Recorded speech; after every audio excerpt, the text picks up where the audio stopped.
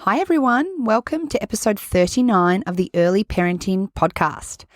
In today's episode, I got to do a really special episode because I got to speak to a mum who I have worked with. Now, the reason I wanted to bring Laura on was because Laura had a really tough time in becoming a mum, and I absolutely adore talking to Laura because she's very open and candid about her experience. If you guys follow me on Instagram, if you have followed my story at all, I've had previous episodes where I've talked about my experience in becoming a mum, and it sure as hell wasn't pansies and daisies for me. And recently I talked to Lisa Crochet Boyce and we had the same conversations about how there's not enough conversation around what motherhood can look like. It certainly isn't everyone's experience, but I want more mums to hear the tricky, less glamorous side so that if they feel that way at any point during their parenthood journey, that they know they're not alone. I want to breed a society of women who feel comfortable in talking about the highs and the lows of motherhood. So I brought on the beautiful Laura, who has 5-month-old Louisa, and we just get to chat about what motherhood looked like for her and her struggles and what she did to get help and to make things better. So I really hope you enjoy this interview. Welcome to the Early Parenting Podcast, where we help you navigate the somewhat tricky world of parenthood so you can love the crap out of being a mama. I'm your host, Jen Butler, and I'm an early parenting consultant and a mama of 2 busy boys. Join me as I explore all things early parenting and deliver them to you in toddler-friendly, bite-sized lessons. Because let's be honest, your toddler is probably smothering pseudo-cream on the wall as we speak. I'll be dropping my hottest tips on baby and toddler sleep, feeding, boobs, behaviour, and so much more. Are you ready to feel confident in motherhood? Let's dive in.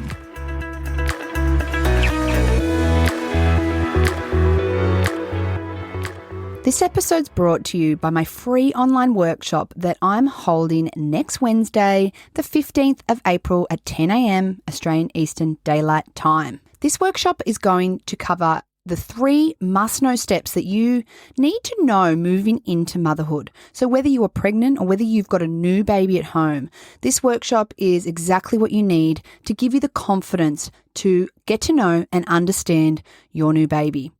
If you're keen to register, head to jenbutler.mykajabi, which is kajabi.com/workshop-registration. And if you can't make it live, don't stress, sign on up and I'll still be able to send you the replay straight to your inbox. Can't wait to see you there. Okay, welcome to the Early Parenting Podcast, Laura. So excited to have you here. Thank you. I'm so excited to be here. We're going to kick off and let you introduce yourself to all of my listeners and let us know who you are and who you have at home. Okay, so hi everyone. So my name's Laura. I'm 26 years old and I have my little baby Louisa at home with me and she's 5 months old. 5 months old. This is like, I think I say every age is like my favorite age, but I think I really love the age where they do start to get interactive, smiling, talking to you. Like you get so much back at 5 months, like starting from around this age. Yeah. And it just gets better. This age has definitely been my favorite so far. Yeah. You watch, it'll be funny because now from here on, you'll look back and you'll go, oh my God, this is my favorite age now. Okay, maybe it's this one. No, when she started laughing and giggling, that's been the best stage easily.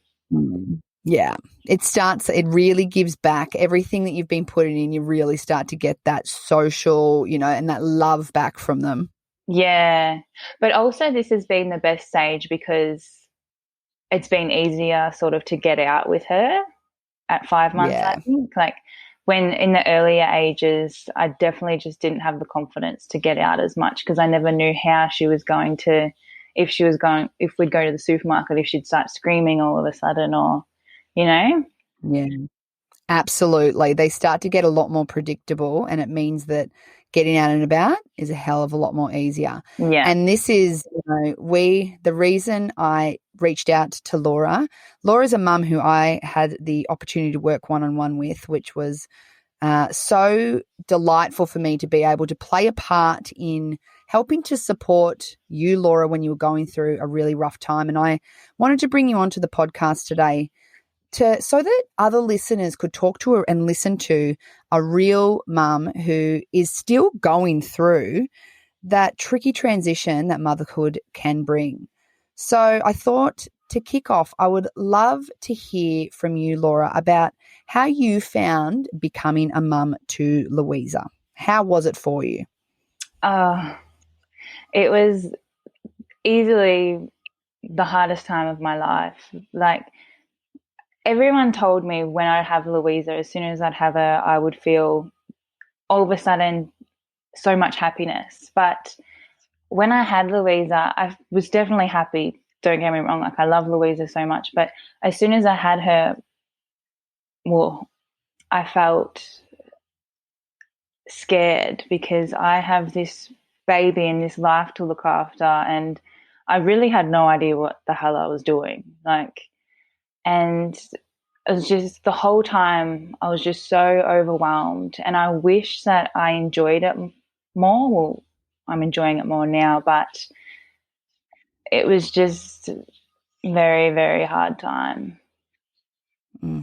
It actually, I get really, teary when you talk about this, because I relate to that feeling of this overwhelm, and especially what you just said with, I wish that I had enjoyed it. If I could turn back time and have my time as with Max as a newborn again, I would, because it was not an enjoyable time at all. There, like you said, I loved him, but I did not enjoy, I'd say, easily the first 4 months of being a mum. Yeah. Yeah, actually, and everyone would say, oh, wait until the first 6 weeks, you'll start to understand the signs. It'll start to get easier. But I wasn't understanding any signs. I couldn't tell the difference between her hunger signs, her tired signs. It was just so confusing. And I think a lot of that was because I was reading into so much, and that just, yeah. Yeah. You felt really overwhelmed, and you were desperately trying to read what Louisa was saying. Yeah. But in doing so, and this is the thing too, and correct me if I'm wrong, but you're probably getting so much different information from so many different sources that tell you to look at this, to do that, to, stand on your head and wiggle your nose 3 times, and that will, get the answers that you want. And so you're bombarded with this information, but often it's conflicting. Yes. So much information contradicted each other. Like, in a way, we are so lucky that, we have the maternal child health line that we can call if we need help, or we have the breastfeeding line that we can call if we need help. So we are lucky in that way. But every single person that I talked to would give me different advice. And it was like, well, who do I listen to? Yeah. Mm. And this is the thing, is even in my world, so my colleagues, and that, unfortunately there is still such massive fluctuations in the advice given, and that can be influenced by their own personal experience of being mums themselves. Sometimes advice is outdated, that it's just simply that, the evidence has changed, but perhaps that hasn't, filtered down into the advice being given. And that's where then you speak to someone, and it can be, you talk to 3 different people on the same day, ask exactly the same question, and get 3 different answers. Yeah. Yeah. So tell me, what did you find was your biggest struggles in those first, or your Louisa's 5 months now. So even now, from when she was born to now, what have been the biggest struggles for you, Laura? So biggest struggles would be the sleep.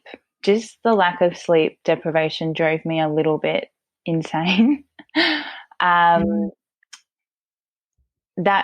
easily is the hardest. And also the crying, her crying and me not knowing is she okay or is she just tired? Or I just always wanted to make sure she was okay, but not knowing that, and yeah, not knowing why she was crying is easily the hardest thing. That still the crying is the hardest. And it's more Yeah. so what I do now. I feel a lot more confident with her crying now, but it still gets to me a lot some days. Mm. After this, your this interview that we're doing today is going to be airing after a podcast I've planned, and the podcast is literally talking about how to help settle the cry and how to understand the crying baby, because this is exactly, and I remember it myself, the most overwhelming part of all of this, and I think what triggers us as mums the most is the crying baby. And like, because we don't, especially as new mums, there are lots of reasons why a baby cries. It's not just from being hungry, and it's not just, from all of the other things. And I think, the episode that, if everyone's listened to it when we're recording this, I encourage you to go back and listen to it if you haven't, is really breaking down what I identify as the 6 main reasons, and gives you a little bit of a sequential pattern to work through, because I know how bloody overwhelming when you're like, all right, and it's like you're put in this stressful situation and you're faced with this, okay, how do I need to settle this? I need to work through like a sort of like a flow chart, because otherwise you're like, like, are you hungry? Oh my God, are you tired? Like, you're wet, you just, yeah. It's so overwhelming. So what you're feeling, I'm sure so many mums are going, yes. Yeah, and when she would cry too, I have just had to learn to accept it. Sometimes she is going to cry and I couldn't stop her crying, and just to let her cry. But if I was out in public and she would start crying and I couldn't get her to stop crying, I would get so embarrassed, and I'd think, oh, everyone's looking at me wondering, oh, I'm her mum and I can't even get her to stop crying. Like, even though people probably weren't thinking that at all, it was just, that would be very hard. It's really intimidating being out, and the amount of stories I've heard from mums. And I remember a story myself, being at a coffee shop, and I had the same feeling as you, that they're probably thinking, why won't this baby stop crying? And at the time I had this nipple shield that I was trying to use and I couldn't get the baby on, and blah, blah, blah. And I'd like to think that everyone was actually thinking that poor mum, because if I saw that now, I would be saying that, and I'd almost want to offer, and I probably have been known to say, do you want a hand? Do you want me to grab you something? But I get that feeling. And whether that's internal, it's usually our internal dialogue that's telling us that everyone's judging us, but it's very much a perceived thing at the time. Yeah. And it doesn't change the way you feel in that moment. Yeah. Yeah. So tell me, when you were going through all of these struggles, you were struggling to understand sleep, you were really just feeling out of your depths and like you didn't know what was going on and how to look after Louisa. What did you do about it, Laura? Well, I waited a long time, and I was just sort of thinking, I hope that things just get better as it goes on. Because that's what a lot of people told me, it'll get easier, it gets easier. But by 3 months, I think it still wasn't getting easier. And I just thought, I can't cope. I can't deal with this anymore. I need to do something about it. So that's when I reached out to you, and I went through what's it called? The deep sleep consult. Yeah. Yeah. Deep dive. Yeah. That's what I did to help get through this, because initially sleep was the hardest thing. And now I look back and I think I wish I had have reached out to you earlier, because once I spoke to you and had the 2-week support with you, it just started improving so much. Like, the amount of improvement I saw, even just within like a few days with Louisa, was like amazing. Yeah. So the sleep consult, that was the first thing I did to help improve how I was going as a mum. And I know that when we worked together, like, there was just so much, people probably think that when they're working, you know, especially with the deep dive sleep package, there's a big negative connotation about working with sleep consultants. But for us and working together, it was really about educating about Louise cues. And, you know, when you said before you didn't know what sleep cues versus hunger cues and when she should be sleeping and how she should fall asleep. And so it was all about stripping that back and just going back to basics. And this is what's developmentally normal and expected for Louisa at this age. And you just took the information like a boss and just, because I know that's what you were craving. You just needed that direction to say, can someone for the love of God tell me what I actually need to be doing, and less of the, you know, 3 different approaches from 3 different people sort of thing. Yeah. I also found it helpful. I went to see someone to just talk to them. I just wanted to talk to someone and let them know how I was feeling, but I wanted it to be someone that doesn't know me and that I can just do all the talking and they would listen, and that really helped a lot too, just like getting it all off my chest, because, you know, sometimes it's easier talking to people that don't know you that well. Absolutely. That is like the best advice that you can give, because I remember, again, I had diagnosed postnatal depression with Max, as it turned out in the end, after months of sort of feeling like you felt and, you know, all of those things. And I went and talked to a counselor or a psychologist, and it was that feeling of being able to offload is the best. And I would feel light as a feather. Because you're right, like you're in a safe place where you can let it out, and they're there to listen. They're not there to say, like, everyone means well when they give you well-meaning advice, but sometimes all you need is to be heard. And as you said, to be heard without judgment, without advice, it's an amazingly therapeutic. Yeah. I'm so glad that's, you know, that both of those things helped you to get to the point that where you are today. So tell us a little bit about where you're at today. So Louise is 5 months, and how far have you come from where you were to where you are now? Oh my gosh. I hate even thinking back of how low I actually was, because it makes me really, really sad. But then I also feel like I'm stronger now as a person, because I feel like if I can get through that, then I can do anything pretty much. But now, and if you had have asked me like when we first met, if you had have asked me if I would actually be saying this right now, that I love being a mum, I love being at home, I would think you were crazy, but it is. I love being a mum now. Oh, that is just the nicest thing to hear, because there is so much joy to be had in motherhood. And it is just about, this is why I wanted to get you on, because you are literally the epitome of why I do what I do, to take someone from honestly feeling as though they are not enjoying it, struggling, overwhelmed, to feeling that they can actually enjoy this gig. And, you know, like you said before, whether I don't know if we've spoken about it before we started recording or during the interview, but things aren't like 100% peachy right now. No. You still have struggles and you've still got stuff, but amongst all of that, you're enjoying it. Yes. Yeah. No, it is. It is really hard still. Not really hard, but at least now, like if I have a bad day with Louisa, if I can't get her to stop crying or anything, I have the knowledge now to know that she is okay and that tomorrow will be a better day. And, you know, and even not, it used to be like weeks and weeks, would be weeks and weeks of hard days.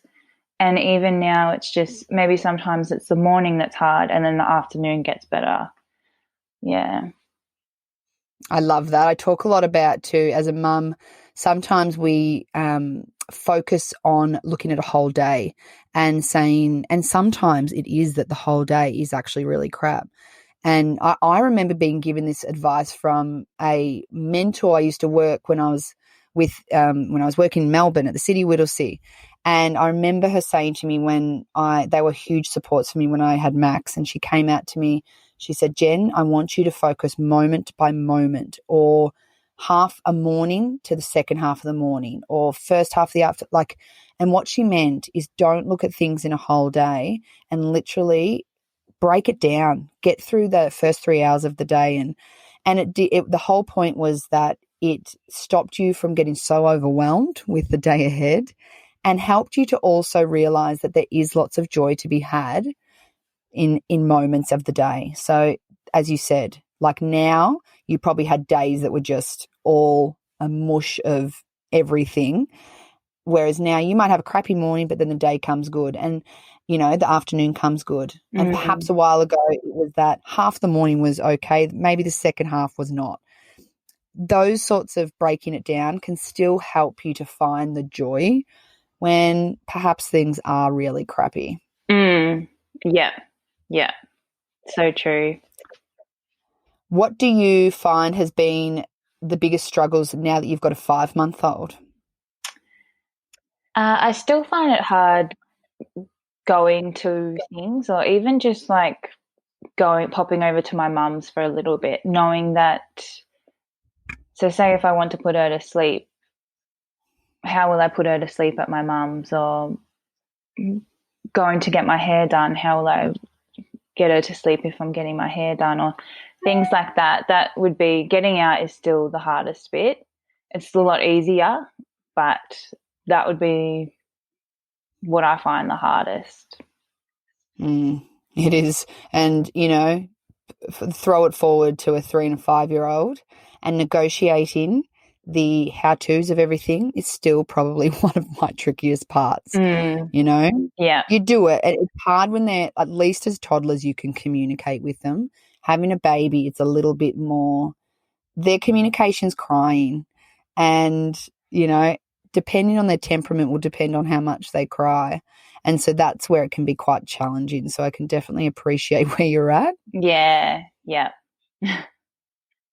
Now, quick question too. You were a part of the Happy Baby Code, my online program, from birth to 5 months, as well as working one-on-one. And I wanted to ask you a little bit about how you found the Happy Baby Code and your experience about going through the program. We're still in the midst of our group coaching at the moment. Yeah. But yeah, I wanted to talk a little bit about how you found that as well. Oh, so I loved the Happy Baby Code. So the reasons I loved it so much was because a lot of the stuff you told me, I sort of already knew in the back of my head, but just the reassurance to know that what I am doing is right. And also because the lessons were so quick, I could do it in between, listen to it while I was feeding her or that sort of thing. But what I've loved, what I've gained out of the Happy Baby Code is how confident it's made me. That's the best thing that I've found with it. And also, sorry, I forgot about this one. Also, there was another couple of mums, and one of the girls on the Facebook page wrote a problem what she had, and the problem what she was having was exactly the same problem what I had. And that just made me feel so much better, knowing that other people are going through the same things as me.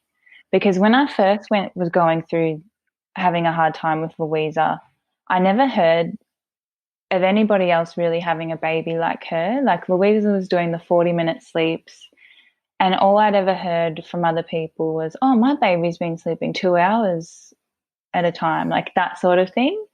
And to know that another mum was going through what I was going through it just was a nice feeling.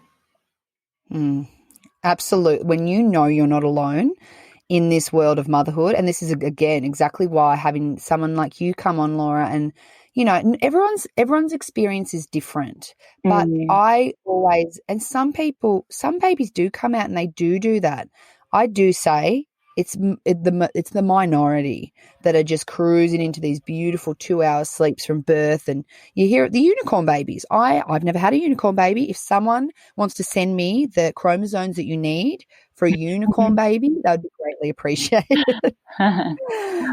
But it is so important to know you're not alone. And like the whole point, you know, that's, yeah, as I said, I created the Happy Baby Code so that mums had something. I know the questions and the stuff that's been asked day in, day out. And I also know how usually we focus on one area. We usually focus either on feeding issues, but then we don't look at sleep, or we just look at sleep and we're not looking at feeding issues and what's going on developmentally. And that's the whole point, is to combine all of that. And so you've got something that you can look at. You know, so Louise is coming to the end of the, 0 to 5 months that the Happy Baby Code is. And I definitely have intentions for the older baby once I can find some time to create the next course. Because it's there to be as a pocket guide for you to be able to help you through those transitions. So I'm glad that that's what you got out of it. And I'm so glad that you found the community. We've actually got our Happy Baby call straight after this. And so we do get that opportunity. It's a really nice group. There's just 3 of us mums in this first group. And how nice it's been to be able to have our one-on-one chats each week and have all those questions answered. I love them. I love the calls. I know, I do too. Also, I was going to say, I forgot to mention this before, with the Happy Baby Code, I liked it how whatever I was having trouble with at that time, I could skip to that. So say if I was having trouble with the feeding, I could skip to the feeding section, or if I was having trouble with the sleep, just to remind myself of some of the things I'd learnt during the deep dive consult, I could skip to the sleep. That's what I found really helpful also. Yeah, and that is something like when I remember when I made the course overview, what I said is where you have the time or where possible is to make your way through the lessons, but from feeding through to the health and development. So just to give people a bit of context too, if you haven't heard of the Happy Baby Code that I'm talking about, I'm opening doors to the course again soon. So you'll probably hear me talk a lot more about it on Instagram and whatnot. But it's divided into 3 sections. So figuring out feeding, supporting sleep, and discovering development and health. And each have a series of lessons educating you on exactly how to manage all of those. But at the end of the day, they all influence one another. So it's so good to listen to it all, but you can, as Laura has said, if you're specifically having sleep issues, you can go straight to whatever's going on with your sleep, learn about it. And usually in most of the lessons, I'll say one of the causes for catnapping might be that your baby's hungry. And so then it triggers you to go, well, if I need to rule out hunger as a reason for why my baby's catnapping, let's go and make sure that I'm covering everything in figuring out feeding. So it's all very linked like that, but you can, and it's there for you. And even with Louisa being at 5 months, you're still going to get so much value out of the lessons within that, because a lot of the information transcends throughout, in the first 4 years of your baby's life, baby toddler. So, yeah. Yeah, for sure. Even the weaning part of it, I need for later on, and the bottle sterilisation and that sort of thing I'll need for later on too. Absolutely. There's lots in there that's going to help prepare you for those first 5 months and beyond for sure. Now, Laura, I love to finish with this question for all the guests I have on the podcast. But if you could give one piece of advice to a new mum or a mum who is having another baby, what would that be? I have so much advice, but the one main thing what I would give someone is to ask for help early instead of trying to get through the hard times alone. That's my main thing I wish somebody had told me, but now I know that. Yeah, so many people delay, and this that help can look like, as you've touched upon today, you had help with, learning about Louise's cues through me and being able to educate in that sense. But you also sought help for your mental health and a place to offload and just to have that conversation with someone other than a family member or friend. Yeah.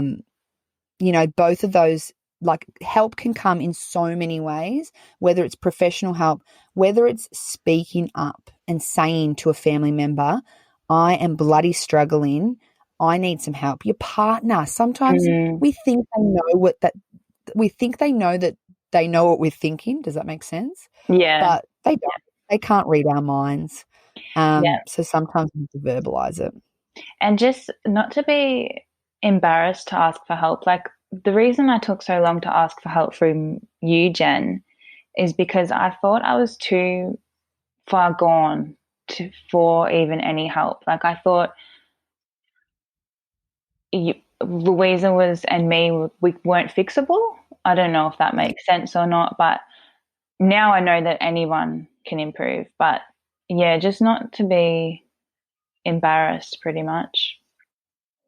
That is, you're not the first mum who said that to me, that in retrospect they thought that their case was too big. It was too far done. I get it a lot with older babies and toddlers.